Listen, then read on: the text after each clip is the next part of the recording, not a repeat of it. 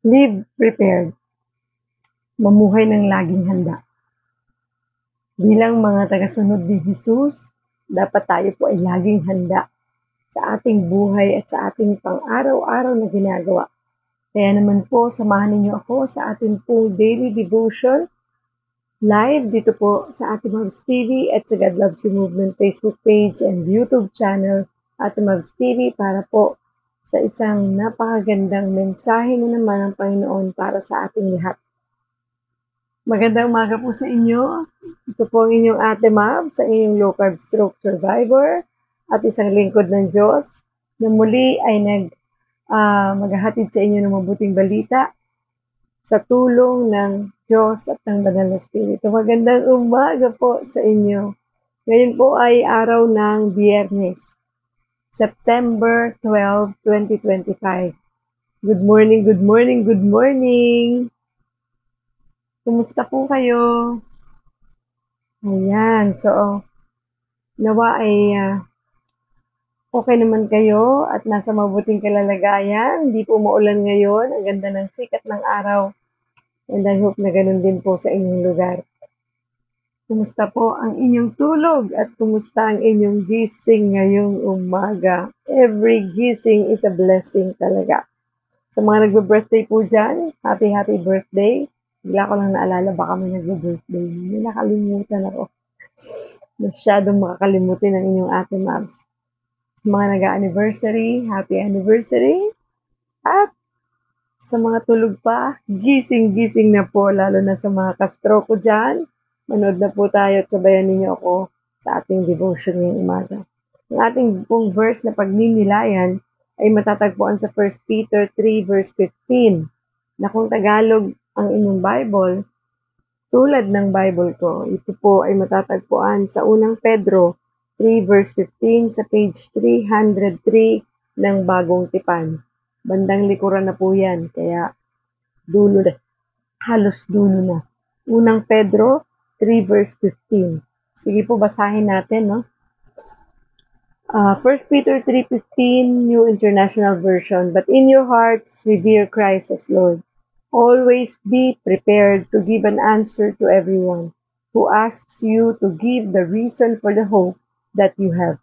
But do this with gentleness and respect. Sabi po sa Tagalog, igalang ninyo si Kristo mula sa inyong puso bilang Panginoon. Lagi kayong maging handang sumagot sa sino mang humihingi ng paliwanag sa inyo tungkol sa pag-asang nasa inyo. Purihin ng Diyos sa pagkabasa ng kanyang salita. Manalangin po tayo.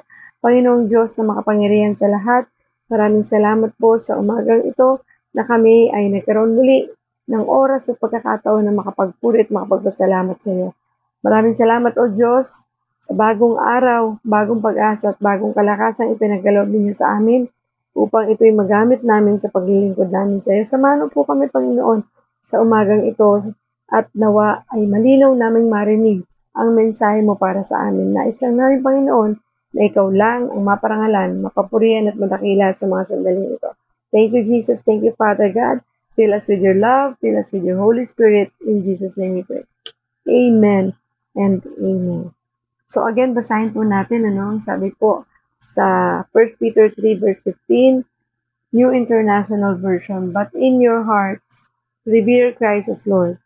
Always be prepared to give an answer to everyone who asks you to give the reason for the hope that you have. But do this with gentleness and respect. Sabi naman po sa Tagalog, igalang ninyo si Kristo mula sa inyong puso bilang Panginoon. Lagi kayong maging handang sumagot sa sino mang humihingi ng paliwanag sa inyo tungkol sa pag-asang nasa sa inyo. Actually, sa Tagalog po, yung karugtong ngunit gawin ninyo ito ng mahinahon at may paggalang ay nasa verse 16 na. Sa English version kasi ay isang verse po siya. Okay. So I hope na nakita na ninyo yung verse para po pag tayo ay nagde-devotion, sana may Bible kayo, no, sa inyong harapan para mahawak para po malinaw natin, makasabay po kayo, no, pag may binabasa tayo or mag-take down notes kayo. Ang ganda po ng paalala ng Diyos sa ating ngayong umaga, no? mamuhay ng laging handa. Handa ba tayo palagi sa ating buhay? Dahil yun ang title natin, Live Prepared. Dapat laging handa. Parang Boy Scout, Girl Scout. So pause and think of the people who at a moment's notice have to be ready for anything.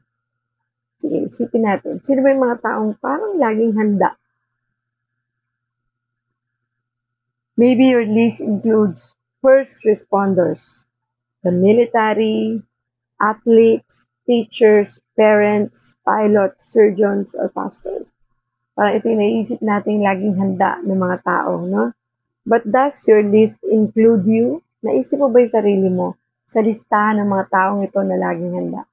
Naisip mo ba ang sarili mo na, ako kaya, handa ba ako? At gaano ba ako kahanda? As followers of Jesus, we are called to be prepared to give an answer to everyone who asks you to give the reason for the hope that you have. But do this with gentleness and respect. Yan yung sabi dun sa ating verse na binasa ngayong umaga. Kailangan lagi tayong maging handa. Sumagot sa mga taong nagtatanong o nagtatanong tungkol sa dahilan mo. Bakit punong-puno ka ng pag-asa? Bakit meron ka ng pag-asa na yan? Sana pag may taong nagtanong sa atin yan, agad tayong makakasagot. It is because of Jesus Christ. At pagkakataon yun para tayo ay makapagbahagi ng kanyang salita. Diba? Kasi pagkakataon yun para ma-share natin sila ng good news. No? Kaya nga lagi kayo dapat merong tracks. Kami po sa church namin, ito ang ginagamit namin, the best decision. Yan, baliktad lang kasi nakaano ako. Ito po ay isang bagay na pwede ipamigay at mas mainam kung kaysa basta ipamigay ay i-share mo talaga kung anong nilalaman nito. Yung sa ganun maunawaan nila ang patungkol sa Panginoon at sa pagkakaligtas natin at pagkakaroon ng buhay na walang hanggan. Diba? Kasi pagkakataon na yun, pagka may mga taong nagtatanong sa'yo, uy, Ate Mabs, bakit ba parang punong-puno ka ng pag-asa sa buhay mo? Bakit parang masaya ka kahit may problema ka? Diba? Pag natanong tayo ng ganun, gaano tayo kahanda para sagutin natin ito ng buong puso, buong kagalakan, na maikwento natin sa kanila ang patungkol sa Panginoon. Maibahagi natin ang mabuting balita. Diba? So, kailangan, diba, kaya nga, tayo ay palagi nagbabasa ng Bible para equip tayo. Para tayo po ay merong sandata na dala-dala. Sabi nga dito po sa ating binasa, no? Sa chapter 3 ng 1 Peter, sa Tagalog, sa verse 10, ayon sa nasusulat, ang mga nagnanais ng payapa at saganang pamumuhay, dila nila'y pigilan sa pagsasabi ng kasamaan. Ang anumang panlilinlang at madayang pananalita sa kanyang mga labi ay di dapat mamutawi. So, kung hindi dapat mamutawi yung mga hindi magaganda sa ating dila, ano ang dapat na lumalabas dyan? Dapat mabuting balita, di ba? Magagandang salita. So, kapag meron tayo sa ating nagtatanong ng kahit na anong bagay na may kinalaman sa buhay natin, ipasok natin si Jesus Christ, di ba? Pagkakataon na yun eh. Kaya lang kung hindi tayo handa, sagutin ito, at hindi naman talaga nag-uumapaw ang pag-ibig ng Diyos sa ating puso, ay hindi ito magiging way of life natin, yung magiging bukang bibig, di ba? Kaya po napakahalaga, ano ba ang lumalabas sa mga bibig natin ito o sa dila natin sa tuwing tayo ay magsasalita? Ito ba'y makakabless sa iba? Ito ba'y magiging pagpapala o magiging curse para sa kanila? Diba? Ingatan po natin sapagkat ang dila na yan ay makapangyarihan, no? Kasi pag nabitawan mo na yung salita na yun, hindi na po yun mababawi. Yun na yun. Hindi mo na yun pwedeng bawiin. Nasabi mo na eh. Lalo na kung yung salita na yun ay nakakapanakit. Kaya maging handa tayo na ang mga salitang bibitawan natin, gamit ang bibig na yan o ang dila na yan, ay maka-Diyos. Sa Diyos lamang ang sentro. Di ba po? Hindi madali kasi lalo na kung sanay na tayo, no? Na ang bibig na yan ay nung lumang buhay natin, ginagamit natin sa hindi magandang bagay. ay gamitin natin ngayon sa pagsasalita ng bagay na makakapag-bless sa iba. So, be prepared. And gawin mo ito with gentleness and respect. Diba? Kaya nga dapat maging mahinahon. Kung hindi rin lang naman maganda ang ilalabas ng iyong bibig o ng mga salita na masasabi mo, huwag ka na lang magsalita. Okay? Pigilan mo yan, magpakontrol ka sa Holy Spirit. And we can't expect people to observe what Jesus has commanded unless we are also observing His commands ourselves. So, paano nga ba natin maibabahagi, no? Kung ano yung kinukomand ng Lord sa atin, kung mismong tayo ay hindi sumusunod sa kanyang mga ipinag-uutos. Dapat palaging tayo muna, be a model. Tayo muna ang nakikitaan ng ating pagka-Diyos. Tayo muna ang nariringgan ng mga mabuting balita para nang sa ganon, may makikinig sa'yo. Di ba ganon ang tao? Very observant ang tao eh. Ang tao, akala mo walang pero tinitingnan ka yan. Lalo na kung alam niya Kristiyano ka. Binabantayan tayo ng ating mga nasa paligid. Pero, huwag kayong mag-alala. Wala namang perpekto sa mundo. Pero, nawa, ay pilitin natin na makasunod sa Panginoon. At talagang ang isa pamuhay natin ay kung ano yung gusto ng Diyos na ipamuhay natin. Na maging Christ-like tayo. Maging modelo tayo. Higit lalo sa ating pamilya. Sa ating mga anak. No? Kasi, pagka po nakikitaan tayo ng hindi maganda, hindi tama sa ating ginagawa. Ano kaya ang sa tingin ninyo ang iisipin ng mga tao? Di ba parang ang bit-bit kasi natin bilang anak ng Diyos ay yung pangalan ni Jesus. Lalo na nakasuot ka pa ng ganito, no? At ikaw ay naglalakad dyan sa kalsada. Tapos meron kang nagawang hindi maganda. Or may nagawang hindi maganda ang iyong kapwa. Kaya agad mong inaway, nagalit ka, at worse, minura mo pa. Dahil yun yung lumang buhay mo eh. Minsan lumalabas yung lumang buhay natin, ano? Minsan nga pila lang, nagagalit ka pa, huy, ba't ka sumisingit dyan? Tapos nakalimutan mo, nakasuot ka pa minsan ng t-shirt na nakatatak doon yung church ninyo. Na parang, tandaan natin, no? Yun yung brand natin, eh. Yun yung ating pinagbabasihan ng mga tao, no? Ingatan po natin. Kahit na hindi ka nakasuot ng t-shirt about the Lord, dapat palagi tayong nakasunod sa nais ng Diyos na ipagawa sa atin. Maging mabuting tao tayo, mapagmahal, mapagpasensya, mapagpatawad, di ba? Magpapigil tayo sa banal na spirito. Kaya nga, kung aalis tayo, lalabas tayo ng bahay, manalangin tayo na tayo puspusin ng banal na spirito na sa ganun kung ano man ang ating ma-encounter sa labas, ay bit-bit natin ang pag-ibig ng Diyos nang sa ganun, hindi tayo maging katisuran. Kahit sa loob ng bahay natin, huwag tayong, manalangin pa rin tayo, Lord, tulungan mo ko na ako'y maging mabuting modelo sa aking mga anak, sa pamilya ko, sa kapitbahay ko. Kasi lalo na kung alam nilang Kristiyano tayo, bantayan natin yung ating sarili. Diba? Magpabantay tayo sa Diyos at sa banal na Espiritu. At maging handa, no, sa lahat ng oras na dapat ang ating pagkatao ay ang pagkatao ni Jesus. Yung ugali ni Jesus.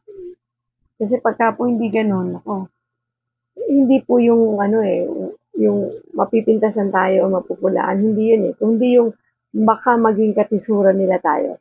Na imbis na sila ay makinig sa atin kapag nag-share tayo ng Word of God, ay hindi na sila makinig. At lalong hindi na sila maniwala sa Diyos. Kasi parang lalong ilayo nila ang sarili nila sa Panginoon. Kasi titingnan ka nila, tingnan mo itong taong to. Nasa Panginoon yan. Pero ganyan mag-isip. Pero ganyan magsalita. Pero ganyan kumilos. Diba? Kaya nga po talaga napakahalaga na imbis na bantayan natin yung tao sa paligid natin, mga nangyayari sa paligid natin, mas bantayan natin ang ating sarili. Ayusin natin, i-prepare natin ang ating sarili. Huwag natin i-prepare ang ibang tao or ayusin ang ibang tao pero hindi pala tayo ayos. Tayo muna. Diba? Sabi nga, bago mo linisin ang bakuran ng iba, linisin mo muna yung bakuran mo. Bago mo punahin ang muta ng ibang tao, tingnan mo baka may muta ka rin. Di ba? So, ganun po yun eh. Madalas tayo na, bakit kasi dapat ganito ginawa nila? Dapat ganito. Tayo kaya, check din natin ang sarili natin. Tayo kaya, di ba? Minsan nakikita natin lagi yung mga kurakot, yung mga graft and corruption na nangyayari sa mundo o sa Pilipinas, yung mga kamalian ng ibang tao. Pero tayo kaya, na-check ba natin yung kamalian natin? Sa totoo lang, hindi man tayo nangungurakot ng milyon-milyon o bilyon-bilyon. Pero may mga pagkakataon din, nangungurakot din tayo sa simpleng paraang nagagawa natin na hindi natin napapansin, pangungurakot din pala yun. Di ba? Kaya nga, be very careful na masyado tayong judgmental sa ibang tao. Pero hindi tayo pala mismo ay hindi handa. Maraming tao sa paligid ang hindi handa sa lahat ng bagay. Bago mo sila punahin, bago mo sila sitahin, kung bakit nila nagawa ang mga bagay na yun. Dahil sa hindi sila handa, tayo kaya, kumusta tayo sa harapan ng Panginoon?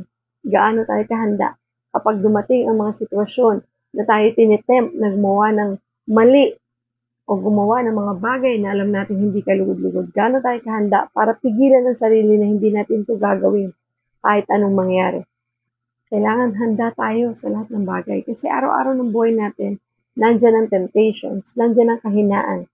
So, dapat po tayo ay fully armored, no, ng Word of God, ng presence ng Diyos, ng love of God. Dapat tayo'y handang-handa para hindi tayo madala ng mundo. Okay? At hindi tayo matakot sa pangyayari sa ating kapaligiran. At grabe, ang dami pong pangyayari, no?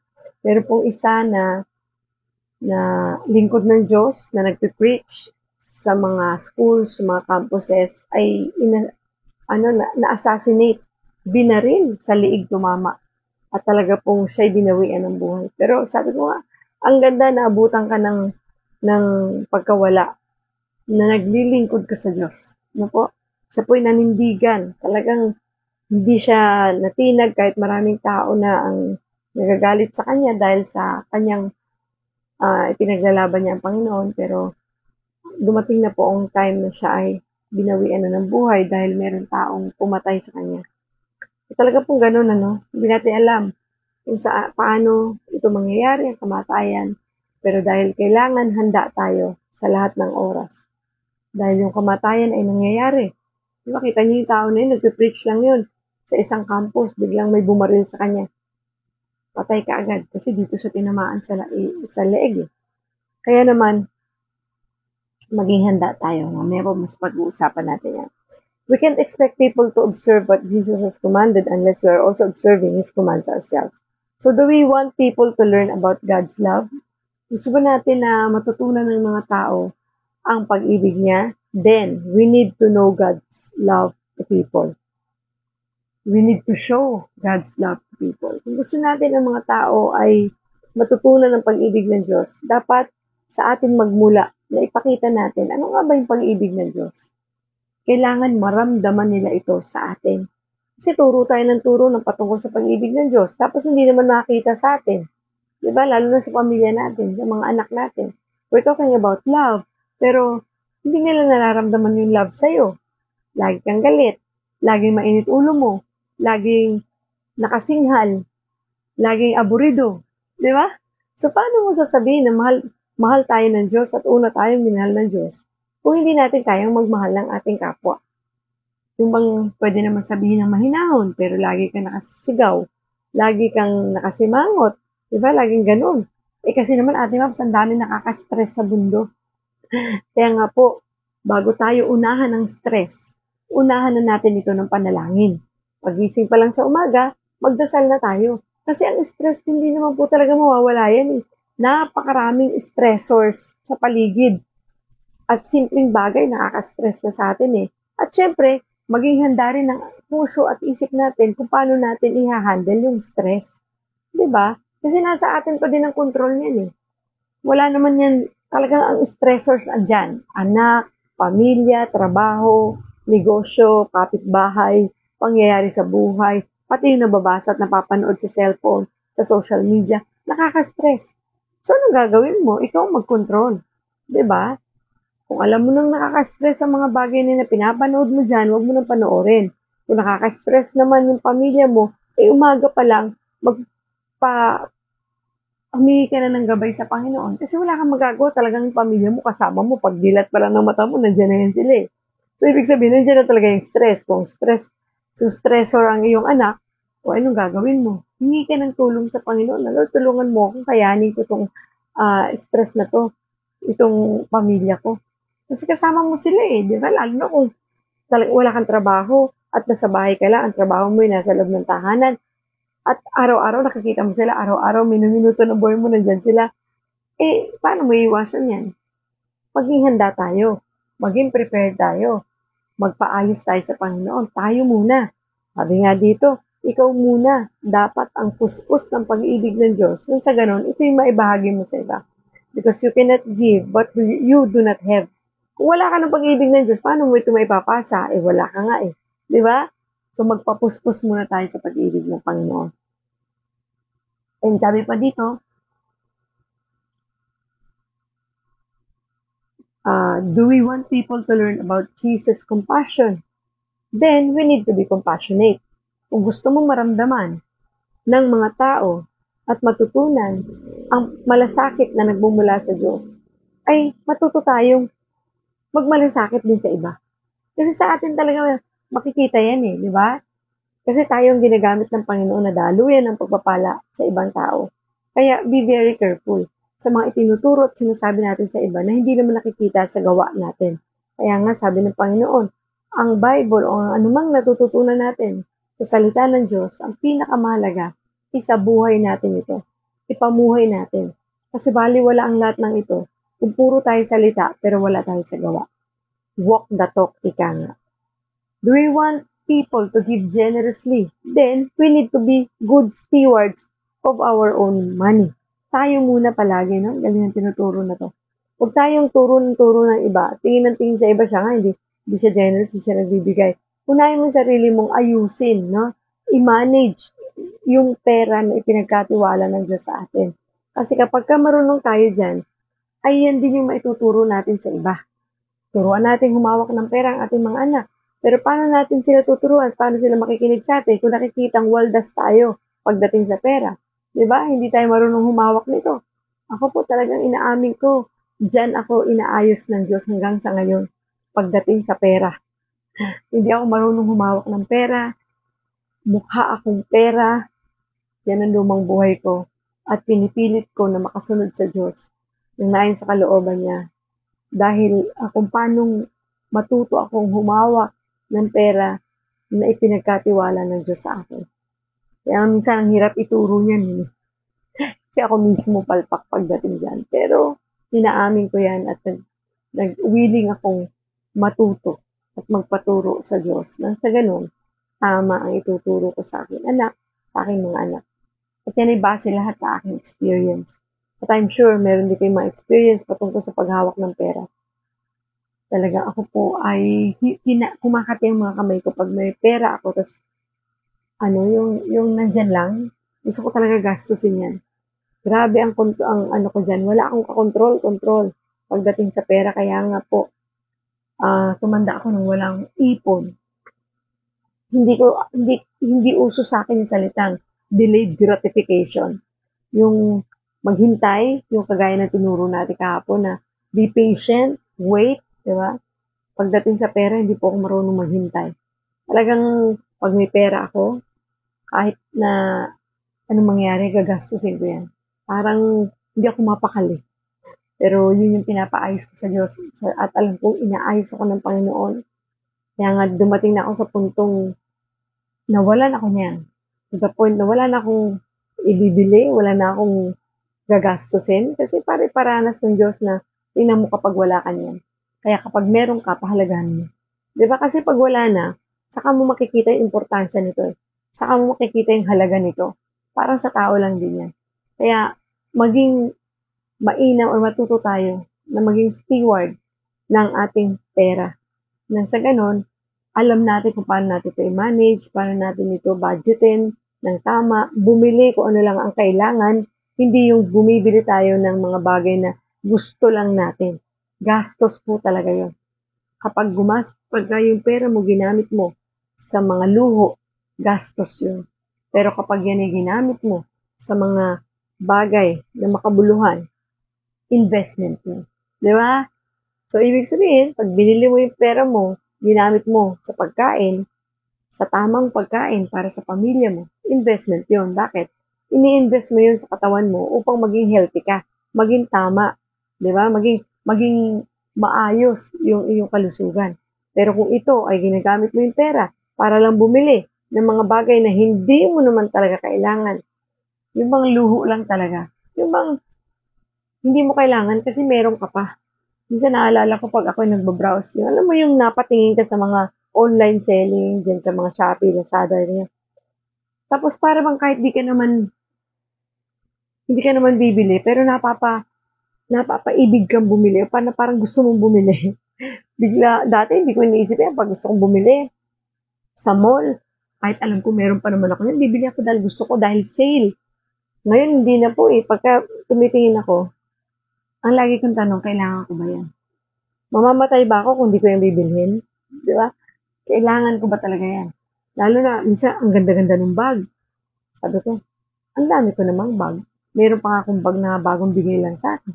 Thank you po sa nagbigay. Meron pa nga akong dating bag, pwede pa naman yun. Hindi ko nga nagagamit yung iba eh. Pero, pag hindi tayo humingi ng tulong sa Panginoon, talagang bibilin mo yun. Di ba?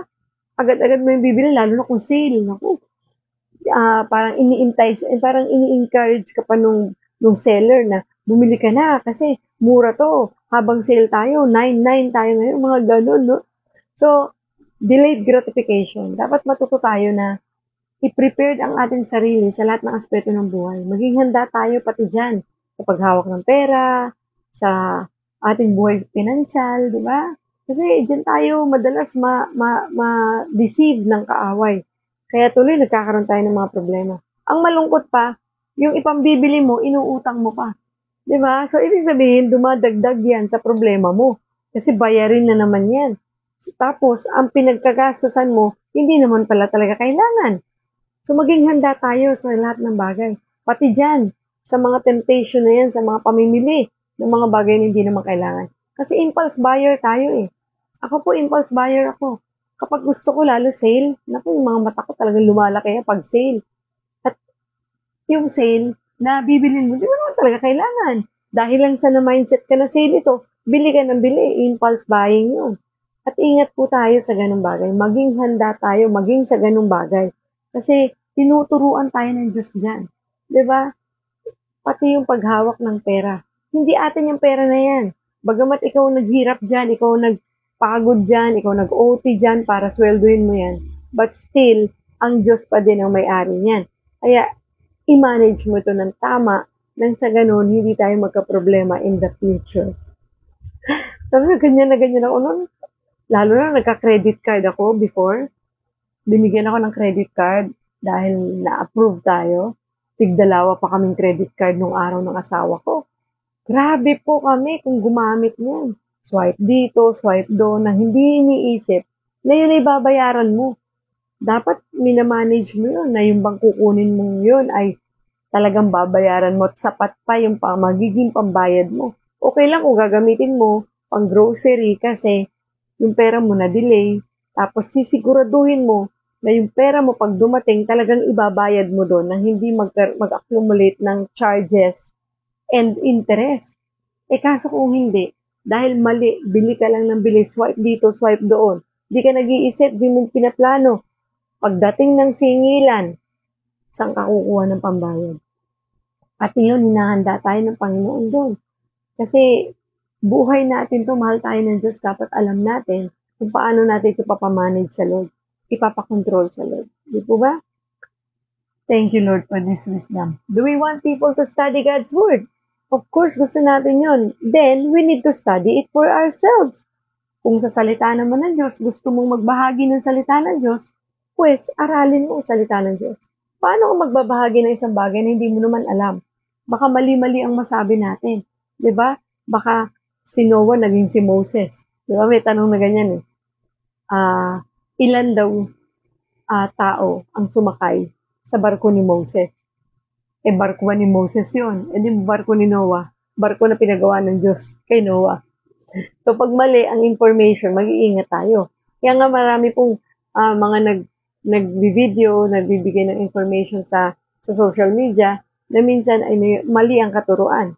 So, mag-iingat din tayo kung tayo naman ang magbabahagi ng salita ng Diyos. Kaya napakahalaga na tayo manalangin, tayo mag-aral, tayo ay magbasa ng Bible, at humingi ng karunungan sa Diyos at sa banal na Espiritu nang sa ganun tama ang pagkaunawa natin at tama rin ang pagbabahagi natin sa iba. Kasi tayo ang magiging mouthpiece ng Diyos. Diba? When we share the good news, when we share the gospel, at yung pagbabahagi sa ibang tao ay napakahalaga.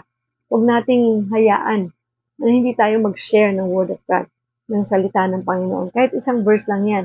Or kwento, testimony, personal testimony mo ng paano ka binago ng Panginoon. Paano inayos ng Diyos ang buhay mo at ang buhay ng pamilya mo. When you give Jesus control over your life, you allow His love, joy, and hope to transform you. Kapag ibinigay na natin ang buhay natin sa Panginoon, sa pamamagitan ng pagsuko ng ating mga sarili sa Kanya, kasalanan natin, at nag-repent tayo, at tinanggap natin siya as our Lord and Savior, inaalaw natin si Jesus Christ, yung Kanyang pag-ibig, kagalakan, at pag-asa na magpabago ng buhay natin. Kasi po kahit na no amount of effort ang pwede natin gawin para tayo ay makalaya sa ating mga kasalanan. Only Jesus Christ ang tunay na nakakapagligtas sa atin sa pamamagitan ng pagkapako niya sa krus. Diba? At sa muli niyang pagkabuhay. Wala pong iba talaga.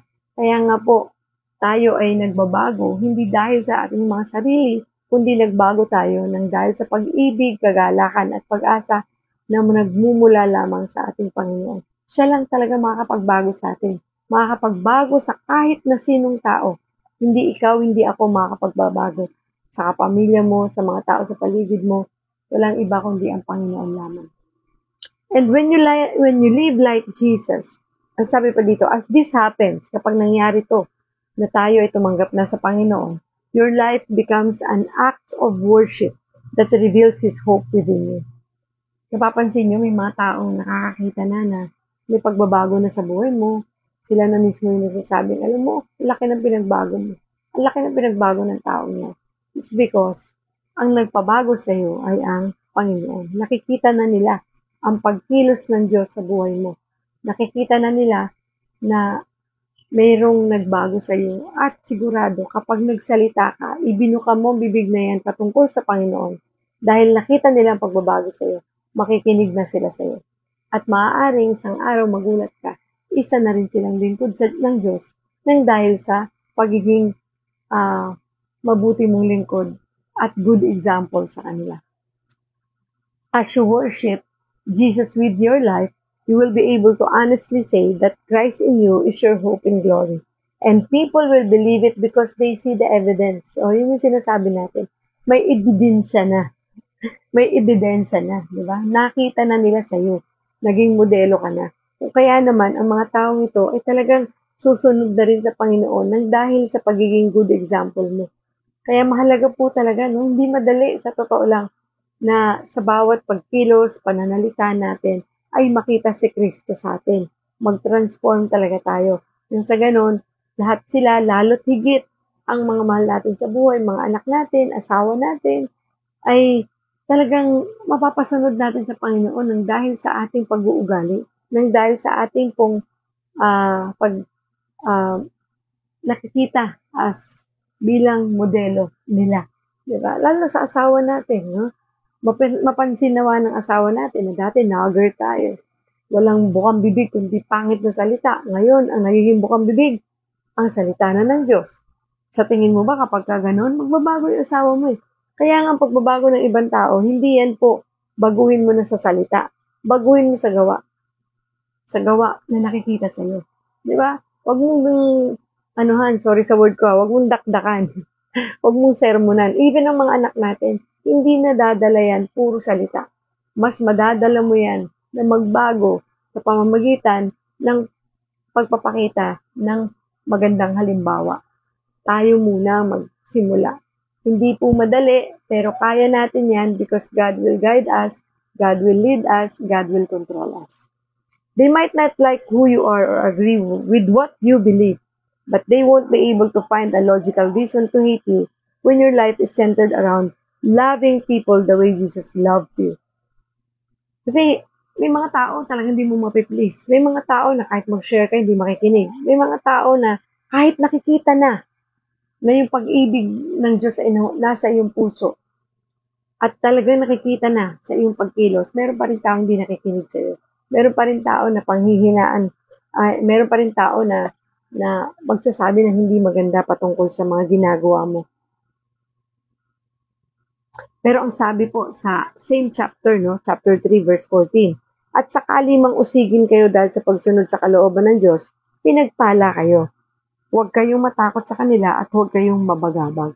Kaya sinundan niya nung verse 15 na igalang ninyo si Kristo mula sa inyong puso bilang Panginoon, lagi kayong maging handang sumagot sa sino mang humihingi ng paliwanag sa inyo tungkol sa pag-asang nasa inyo. Ngunit gawin niyo ito ng mahinahon at may paggalang.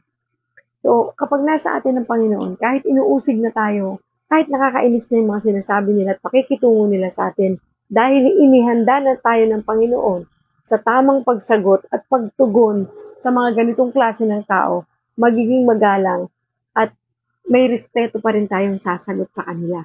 Hindi tayo pagalit, hindi tayo mang-aaway, at hindi natin sila papatulan. Diba? Kasi yun yung kahandaan na dapat na meron tayo sa Panginoon. Dahil pag hindi tayo ready, naku po, talagang kahit Kristiyano ka, mapapaaway ka. Kasi nandyan talaga yan to provoke us. Andyan sila para talagang, alam mo yun, gagamitin talaga sila ng kaaway para, dalhin ka hanggang dun sa limit mo. Hanggang sa, mainis ka na, magalit ka na, makapagsalita ka na ng hindi tama. Kaya kung hindi ka handa dyan, naku po, magpahanda na tayo sa Panginoon. Dahil kapag tayo Kristiyano na, hindi natin maiiwasan na meron at merong tao na mag-o-oppose. Meron at merong taong makakarinig ka ng hindi maganda tungkol sa iyong pananampalataya. Dapat maging handa. Lalo na kung nagbabahagi ka ng salita ng Diyos. Diba? Nakita niyo yung mga nag-street preaching, mga nagsasalita sa bus. Meron pa ako napanood sa isang video. Yung nagpipreach sa bus, sinampal. Nung isa sa mga taong nandoon. Diba? Nagalit siya. Pero anong ginawa nung preacher? Yung nagsasalita. Yung nagpipreach ng Word of God. Naging mahinahon siya kahit sinampal na siya. Diba? Siya ay nagpakumbaba. Patuloy niya pinanalangin itong taong tong nanakit sa kanya. At naka-realize yung tao. Naramdaman niya ang presensya ng Diyos at humingi siya ng tawad. Diba? Sabi ko nga, siguro kung ako yung sinampal ako, sampalin ko rin.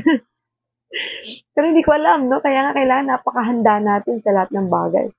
Nang sa ganun, usigin man nila tayo, awayin man nila tayo ay handa pa rin na magpakumbaba at sumunod sa Panginoon sa pamamagitan ng pagsagot sa kanila ng may kahinahunan, pagpapakumbaba at pag-ibig na nagmumula sa Diyos. Diba? Talaga pong hindi madali ang maging Kristiyano. Sabi nga, ang pagiging Kristiyano ay hindi madali, ito ay imposible. Totoo lang. Kasi ang dami nating dadaanan ng mga bagay na minsan makakapagpahina sa atin.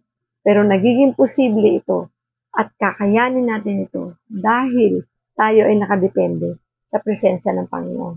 Ang Panginoon ang nagbibigay ng lakas sa atin, hindi ang sarili natin. Lagi lang tayong tumawag sa Kanya. Open ang communication. So, as you go about each day, aim to live with gentleness and respect toward everyone. So, araw-araw ng buhay natin, marami tayong mai-encounter, iba't ibang klase ng tao, iba't ibang pag-uugali. So, napakahalaga na bit-bit natin ang pag-ibig ng Diyos, ang kagalakan ng Diyos, ang pag-asa ng Diyos, na lagi natin ipasa ito sa iba, kahit nagalit sila, kahit na masama loob nila, kahit na inaaway na nila tayo. Sabi nga, love your enemy, love your neighbor as yourself. And let Jesus' love, joy, and hope permeate your heart, mind, and relationships. Hayaan natin na maghari yung yung pag-ibig ng Diyos, pag-asa, at kagalakan para ito ang maramdaman ng iba. Lalo na when it comes to relationships, sa isip natin, tandaan nyo yung P-principle, thoughts, emotions, and action. Kaya ito ang bantayan natin. Ano ang laman nito? Dapat yung isip natin ay nakatuon lamang sa pag-ibig, kagalakan, at pag-asa na nagmumula sa Diyos. Nang sa ganun, yun ang ating maging emotion at yun ang maging action natin, pagbukan ng bibig at maging galaw natin. Pinapakabuti ng Panginoon sa napakagandang mensahe ito.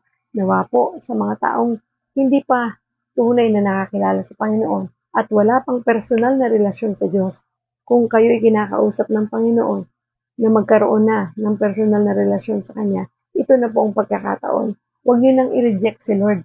Tanggapin natin siya bilang Diyos at tunay nating tagapagligtas upang maging handa tayo sa lahat ng laban ng buhay na kakaharapin natin. Sa totoo lang, kahit anong galing mo, talino mo, successful mo sa buhay, hindi ka handa, ay sigurado itutumba ka ng buhay na to. Panghihinaan ka, mawawalan ka ng pag-asa.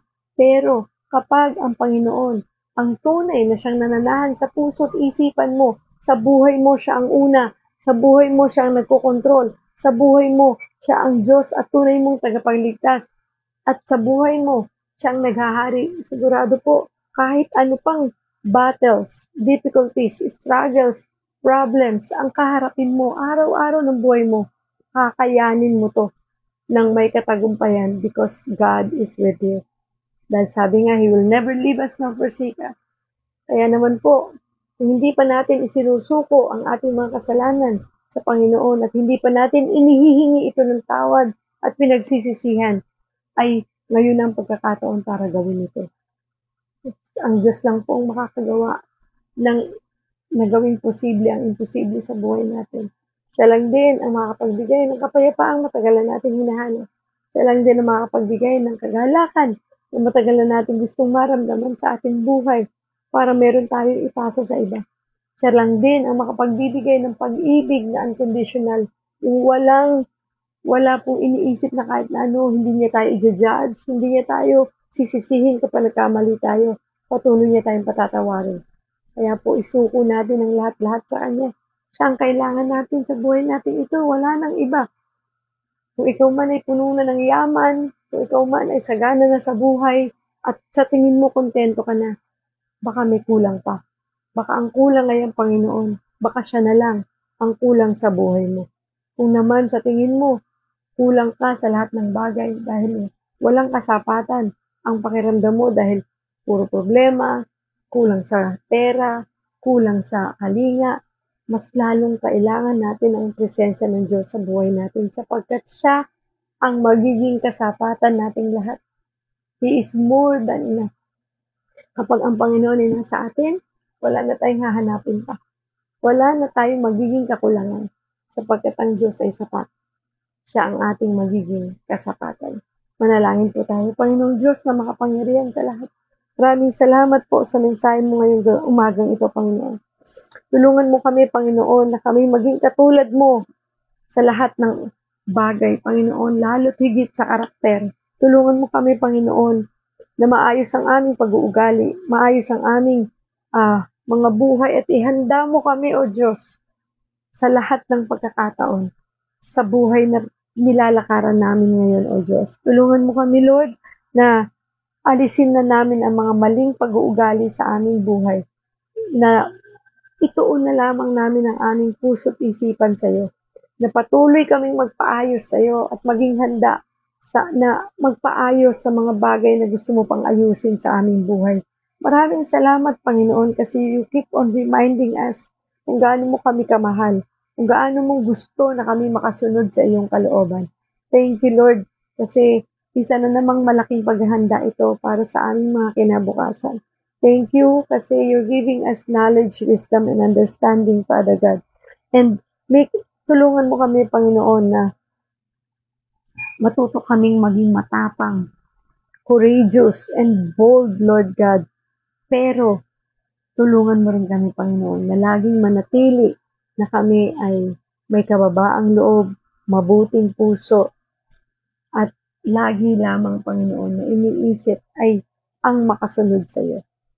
Lord, tulungan mo kami na maging matapang na magbahagi ng salita ng Diyos, pero merong kapakumbabaan. Tulungan mo kami, O Diyos, na laging handa sa tuwing merong kaming kakaharaping problema, pagsubok, sa kahit na anong aspeto ng buhay namin. Tulungan mo rin kami, Panginoon, na laging maging handa sa aming espiritual na buhay upang ito rin ay maibahagi namin sa iba. Tulungan mo kami, Panginoon, na sa bawat pagbasa namin ng Bible ay maunawaan namin ito nang naaayon sa katotohanan mo, Panginoon, na yung tunay na mensahe nito ang siyang makuha namin, maintindihan namin. Maraming salamat, Lord, for this day. Thank you, Lord, sa pagturo mo na kami ay laging maging handa sa lahat ng oras at pagkakataon ng aming buhay. Tinataas ko po sa iyo, Panginoon, ang lahat ng mga taong nanonood ngayon. Tulungan mo rin silang maging handa sa kanilang mga buhay, Panginoon. Tulungan mo rin sila, Panginoon, na sila'y makasunod sa iyong kalooban. Tulungan mo rin sila, Panginoon, na makita kanila sa kanilang buhay, maganda o hindi man maganda ang nangyayari. Nawa, O Diyos, ikaw pa rin ang maging sentro ng kanilang puso't isipan upang ito ay maibahagi rin nila sa iba. Tulungan mo kaming lahat, Panginoon, na maging mabuting halimbawa kami sa aming mga anak, sa aming asawa, sa aming pamilya, sa aming kapitbahay, sa aming katrabaho, sa aming kaopisina, sa aming mga kanegosyo, at kung estudyante ay maging sa kanilang mga kaklase, Panginoon. Nawa ay makita nila ang presensya mo sa aming mga buhay. Maraming salamat, Panginoon. I-bless mo po ang ating Mavs TV family, ang God Loves You Movement Ministry, at ang God First Christian Ministry International, maging ang Global Life University. Panginoon, maraming salamat. Tinataas ko rin po sa inyo ang mga taong hindi pa nakakakilala sa iyo, Panginoon. Matutunan nawa nila, Panginoon, na magsuko ng kanilang mga sarili at matutong tumanggap ng kanilang mga pagkakamali at pagsisihan ng kanilang mga kasalanan at maniwala at magtiwala sa iyo, Panginoon, na ikaw ang aming Diyos, buhay, dakila at makapangyarihan sa lahat, at ang aming Diyos at tagapagligtas na magbibigay sa amin ng buhay na walang hanggan. Thank you, Jesus, for everything. We love you, Lord. We praise you and we honor you. And we bring back all the glory and praises in Jesus' name we pray. Amen and amen. Thank you, Lord. Ate Jenny, thank you for watching. Maraming salamat po sa lahat ng mga taong nanood ngayong umaga, maging sa mga nanood po sa Ate Mavs TV Facebook page at sa YouTube channel Ate Mavs TV. Kaya naman, para ma-notify kayo ng mga social media platforms na ito, mag-follow po kayo sa Ate Mavs TV Facebook page, Ate Mavs TV YouTube channel, mag-subscribe po kayo at maging sa ating pong God Loves You Movement Facebook page para updated po kayo at ma-notify kayo pag may live tayo. Maraming salamat po sa buhay ninyong lahat.